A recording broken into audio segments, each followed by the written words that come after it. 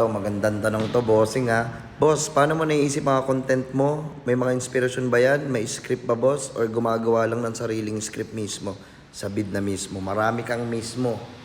Pero sige, kahit nagsisimula pa lang kami ng Kalokoys TV, wala na talaga kaming script, wala kaming sinusundan na script, wala kaming binabasa, wala kaming sinusulat. Nasa isip lang namin lahat ng sasabihin namin. Hindi kami sanay ng ng may script kami. Parang nawawala kami sa karakter namin pag may iniisip kami na script. Kunyari, babasahin namin. Mawawala kami sa karakter nun kasi mas maganda yung nasa idea namin, nasa utak namin na masasabi namin ng biglaan. Yung mga unexpected na punchline, ganun yung mas nakakatawa, mas effective yun sa mga tao eh. Pag gumagawa kami ng content sa Kalokoys TV, kahit sino man sa amin, meron kaming flow. Yung flow na yon, meron lang kami umpisa, may gitna, meron kaming dulo.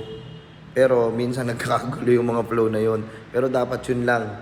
Yung umpisa, gitna, tsaka dulo. Tapos, bahala ka na kung ano sasabihin mong punchline. Ikaw na bahala doon. Kaya para kaming nasa Rapsi ng Kalokoys TV pag nagbibideo kami kasi lahat yung freestyle. Nag-freestyle lang kami.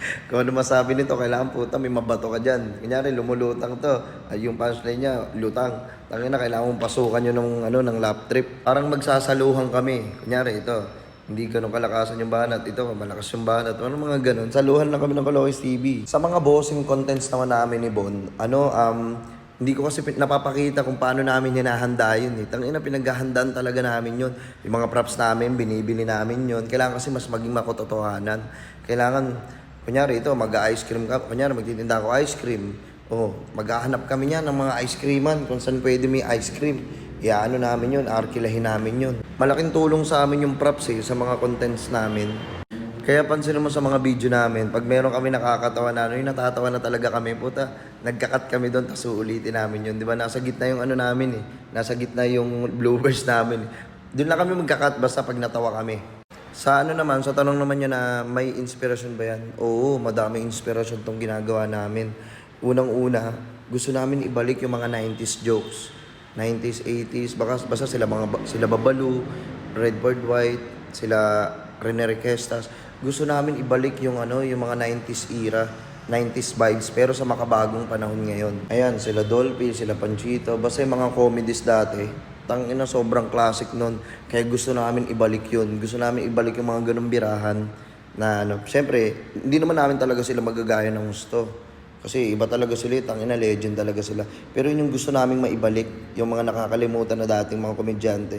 Gusto namin ibalik yun, gusto namin maalala nyo sila sa pamamagitan ng ginagawa namin. Kasi putang ina sobra, wala na makakapantay sa dating comedy. Sa mga komedyante dati, wala makakapantay sa mga yon. Saludo sa kanila. Andito kami kasi napanood namin sila. Tsaka masaya kami sa ginagawa namin. Masaya kami na nakakapagpasaya kami. Kunyari magbibideo kami ng Kalokoys TV. Ganito ginagawa namin. Content tayo gantong oras. So sige po, magpupuntahan kami doon. Pag nagpuntahan na kami doon, doon pala kami makakaisip ng kung anong content namin. Kasi sobrang random talaga. Tingnan nyo, iba-iba yung nilalabas sa amin na video. Siya? Unpredictable. Kahit ako hindi ko alam nilalabas ko na video eh. Hindi ko alam kung ano kayo content ko bukas. Yung mga sinusot namin, kunyari ako yung mga sinusot ko, yung mga napapanood nyo ng araw na yun din yung araw ng sinot ko yun. Edit kagad yung kunyari, nag-content ako ngayon, alas 4. Nag-content ako ngayong 4. Yung upload nito 6 PM pataas. 6, 7, 8, mga ganon. Kaya minsan, hindi ko masapul-sapul yung 6 PM palagi.